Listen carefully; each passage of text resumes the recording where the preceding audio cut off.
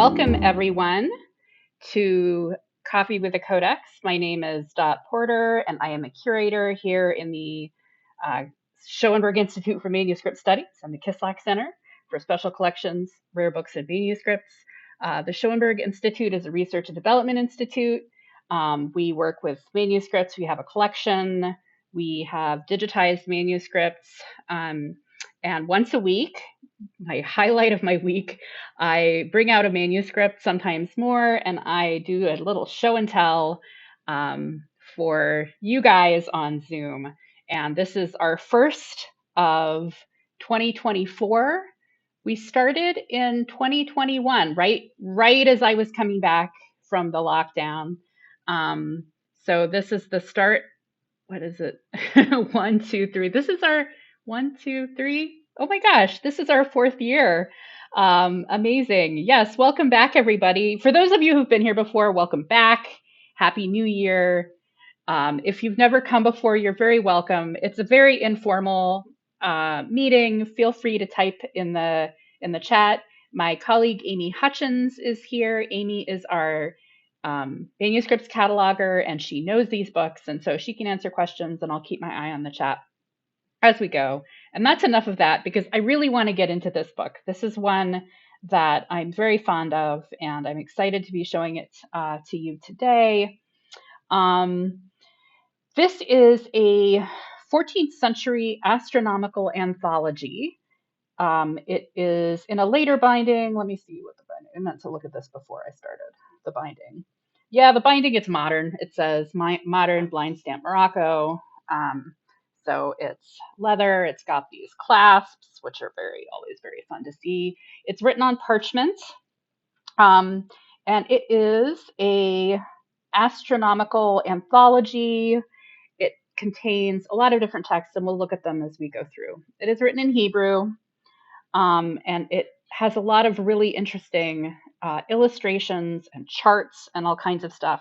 And so what I'm going to do, because we only have a little bit of time, I will walk through, talk a little bit about each of the texts. I'm going to try to focus on some of the sections more than others, because some of them are more interesting to me than others. So let's get started. So we start off here with a treatise on the calendar and leap years by Yaakov ben David ben Yom Tov. I didn't look him up, but it's a bunch of texts that were written by other people and then compiled by a scribe or scribes, really, in Spain. So this was definitely written in Spain around 1391, and we know the date for an interesting reason that I will get into when we get there. So treatise on the calendar and leap years. This is a leap year, so this is particularly, I guess, relevant for us today. I'll zoom in so you can take a look at the script if you know Hebrew scripts. This is a Sephardic script. That's one of the reasons we know that it was written in Spain, or at least by a Spanish scribe, because of the style of the writing. And I'm just putting in here because there is some color. Most of the script is, or most of the text is written in sort of light brown, but then we have some red and some green to do highlighting, which is sort of interesting. So there we go. Oh, there we go. So we'll get through this treatise, and then here, I thought this was interesting when I was paging through it, because if you look at I'm interested in books in the sort of physical bits, so I'm going to take a minute to look at this. If you look over here, I think there is ruling, because the lines are straight, but you can't really see it. It's sort of invisible ruling. But then if we go over to the next page, there's a frame. You can see it pretty well here because the text doesn't go right up to it, but there's actually frames like boxes that have been written around the text. And as I was paging through, I thought, why is there no frame on one page and then on the next page? And then I turned it and I thought, oh, it's because there's tables after that. So what they did is, to prepare the parchment, they had a certain number of pages that were going to be tables, so they framed it and then they just wrote the text inside the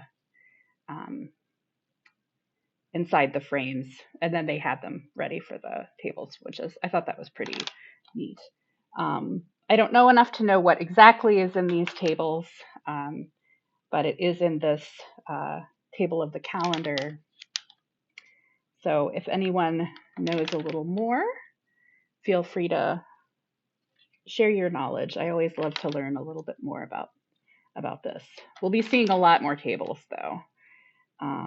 Let's see. So we get to page 25, and here there are several texts by an astronomer, Abraham ben Meir Iben Ezra, also called Iben Ezra, and he was 12th century, and he wrote apparently a lot of treatises about a lot of things. He also wrote biblical treatises, like biblical commentaries, but he did a series of astronomical, astrological texts too. So this is what we're hitting here. These are his texts. And let's see. I think all of this is just text. Ooh. Let's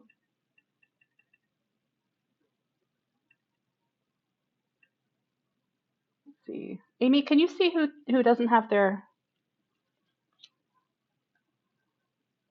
If you have, can everybody please check to make sure that you're muted? That would be great. Let's see. Thank you. So this is just, I hate saying this is just text, but there's really fun things that I'm trying to get to. So here's the next Iben Ezra text. And here you can see, I sort of skipped over it, but I said that there were different scribes. And I think, I don't read Hebrew, but even if you don't read the language, it's still possible to see when different people are writing because of the style of handwriting. So here we are on page 45. And then if I flip to page 61, the text changes, the script, I should say the script, not the script, the handwriting, the person writing. There's somebody else is writing this, because the writing itself changes just enough that we can see that.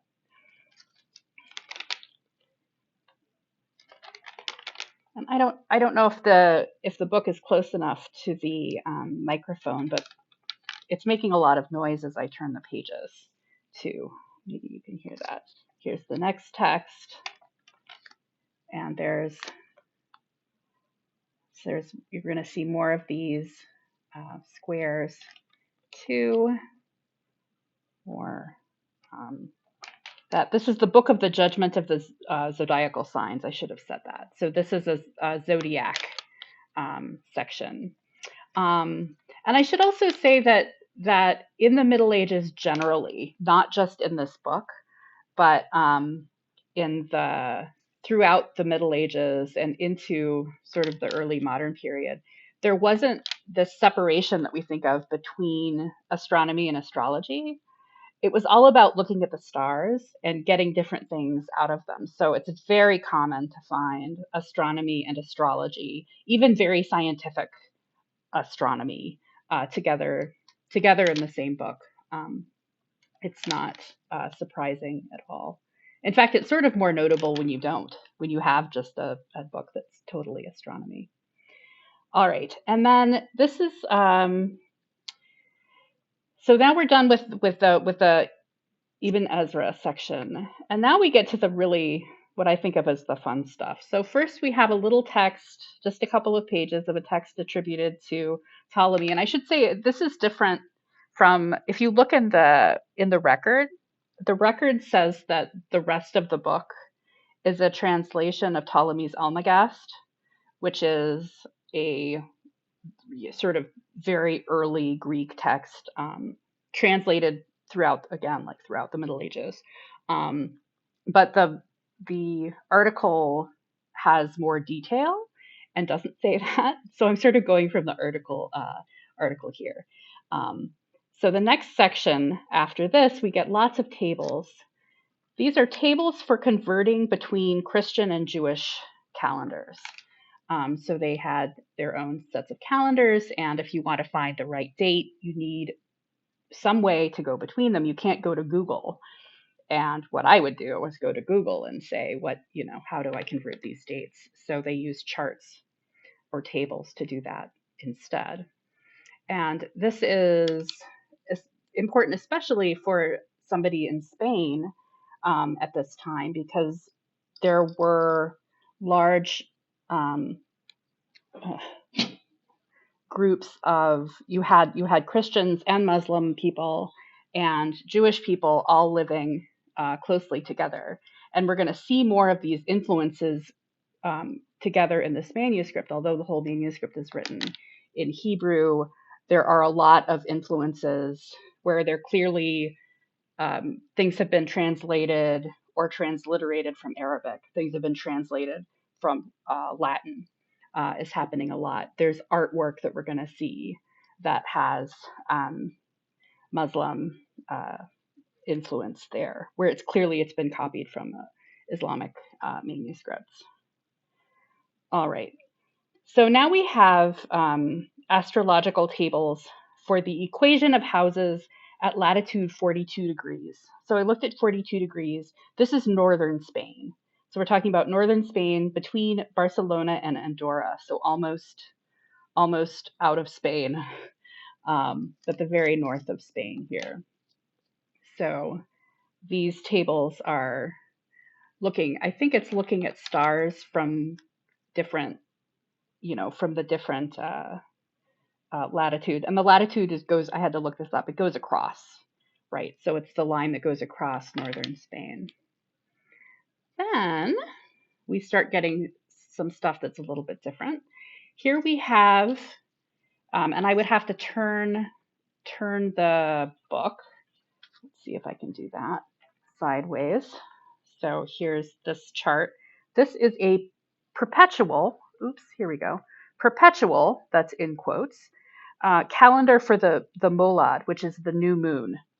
So this is a chart that you can theoretically use to always know the date that the next new moon is going to come.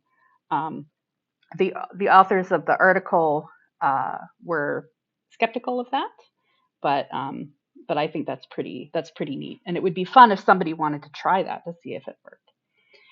And then here we have the sketch of the back of an astrolabe. So not at all surprising to find something like this in an astronomical manuscript. The astrolabe is a tool that you can use. You can still use them. I actually did one of these. Some of you might have been there last year, where I made an astrolabe and tried to make it move the way the illustrations in one of our books had it. But you use it to sort of track the movement of the stars. And so this is the back of the astrolabe there. And then the front of the astrolabe actually has discs that you can switch out depending on where you're looking in the sky. So that's pretty neat. This is a very popular, if you've ever seen an illustration from this book, this is probably what you've seen. This is the northern and southern celestial hemispheres with the constellations on it. So I'll zoom in so you can see a little bit more. I am not even going to attempt to try to identify all of them, but I see a couple of bears there. Let's see, who else do we have? We have, I can't remember anybody's name ever, but we have the centaur with the bow and arrow. Here's maybe that's a goat. And then over here we have, I think that's Gemini, and all of them. So this is a really great, so if you could lie on your back and look up at the sky, Sagittarius, thank you. This is what you'll be seeing. In fact, the one page in the book where I don't have to hold it open because it just falls there because everybody wants to see this one. And you can see the corners of the parchment are also quite worn there from everybody touching it. But we have to move on. So the next section, well, these 2 pages, astrological tables for the equation of the houses at latitude 42. So we've gone even farther north, right? We were at 40. No, this is still 40, 42. We're going to hit 43 in a minute. But before we get to 43, so here's another thing. This book has been misbound. So it's out of order from whatever it was originally. So we're getting this weird thing where we have tables for the equation of houses at 42, and then we have something else, and then we're going to run into more tables later because things are sort of out of order. This is the thing that I think is the most interesting. It is. I don't even think it. This is the most interesting thing about this manuscript. The next section, 116 through 144, it's an illuminated star catalog for the year 1391. And that's how we know that the manuscript was written right around 1391, because this is the year that's specified by these charts or these tables. This catalog contains 1,025 stars grouped into 48 constellations. So you can see here constellations, and the stars are pictured in the illustrations. So this one has 1, 2, 3, 4, 5, 6, 7, 8 stars, at least that are pictured. And if we come down here, you can see again these stars. Now, I said earlier that there was Arabic influence here, and this is one of the places where we see this, is that these are the same style of illustrations that that also survive, I should say, in similar manuscripts from that are written in Arabic and were done in the Middle East.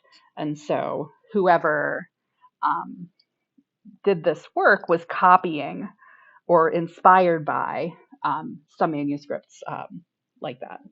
So, and then here, there are charts that are describing each of the stars there. And I noted, let me see if we can find it, part of, in the article, it talks specifically about, if I can find it, about these sections, which are pretty neat. Well, I can't find it, but there's, if you look in that article, it will say exactly what's in these charts.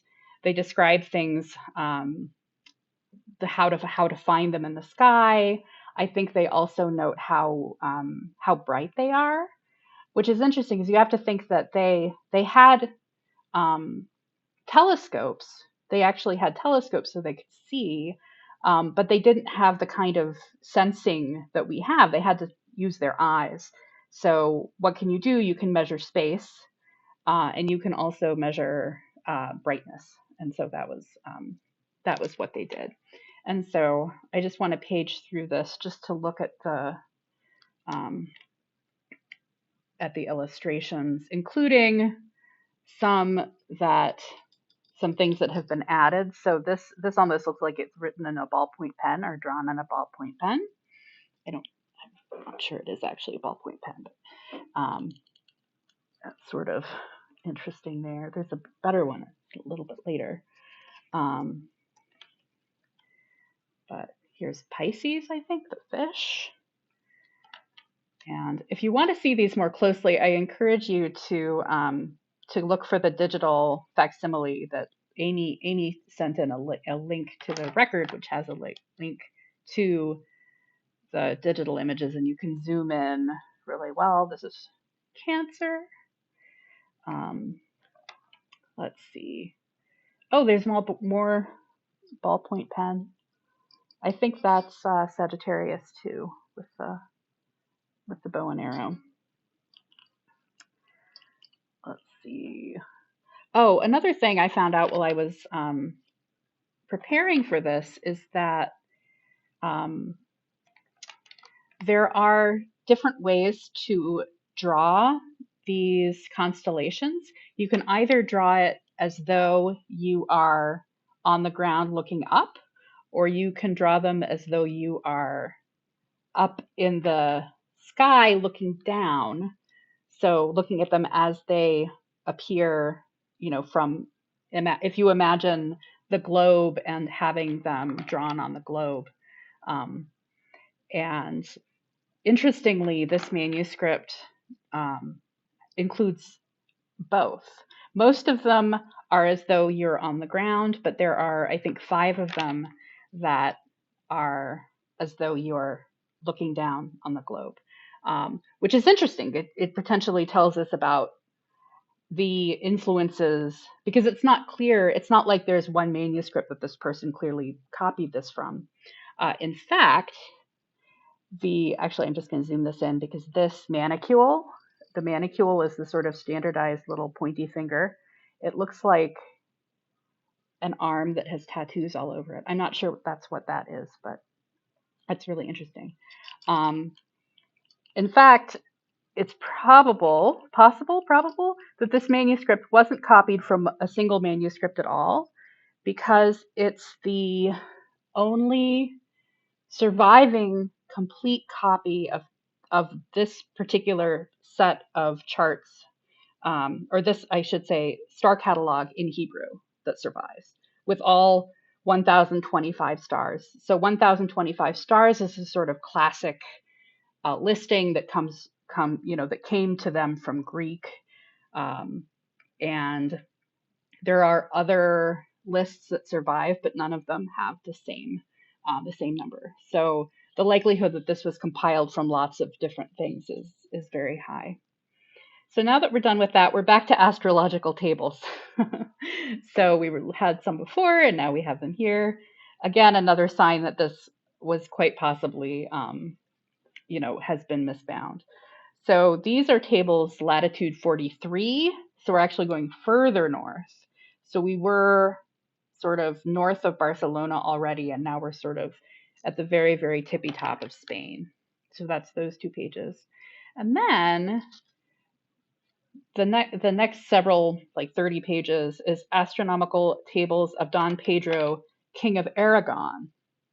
And so Don Pedro had his own tables made, Aragon being north of Spain. And I think that there was at some point question about whether this manuscript could have been from Aragon because of the inclusion of these. And I think it's been determined that no, it was very definitely Spain. So Joyce is asking, is it known how the Greeks came to the number 1025 when it comes to the number of stars? I don't know. I sort of assume that somebody looked up in the sky and counted, but I do not know enough to know that. I'm sorry. Let's see. So lots of different kinds of charts. We can see here. There's only a couple more texts, and then we'll have a little time and we can go back and look at the constellations again. More astrological tables for 43 degrees. So we have 4 different sets of these astrological tables. 43 degrees. Lots of tables. I feel bad for not knowing more about the tables, but it's exactly like I feel like looking through Latin books of tables. I don't get those either, so not too bad. I am a bibliographer, not a bibliographer. I'm a codicologist. I'm not a scientist. So here we have more astronomical tables by some other people. These are pretty. I like these because they have these sort of circular, they're a little bit more decorative than the other ones have been, with a little even decoration here and at the top. Very pretty there. And then the last text in the manuscript is actually the one I'd sort of like to know the most about. Oh, I think there's one more thing. Let's see. Oh, here we have a list of 28 stars here. So a special list of 28 stars that have been listed out, and then some blanks. And then we have these last 3 pages is sort of a mix of astrology, anatomy, physiology, and mysticism. So we saw one of these squares earlier in the manuscript, and here we see it. Here we see it again, sort of I think it's like a prayer square. And then other texts sort of gathered together. You can see that there's a lot going on. There's even some darker ink over here. And then some more sort of decorative. It's, not uncommon to see things like this at the end of manuscripts. Like it's almost like there's blank pages, and so we're going to use them to do whatever we want to there. So that's the whole book. We just paged through the whole thing. I'm going to turn back because I like them, and maybe we'll page back through the constellations, and then we'll end with one last look at the opening with the stars.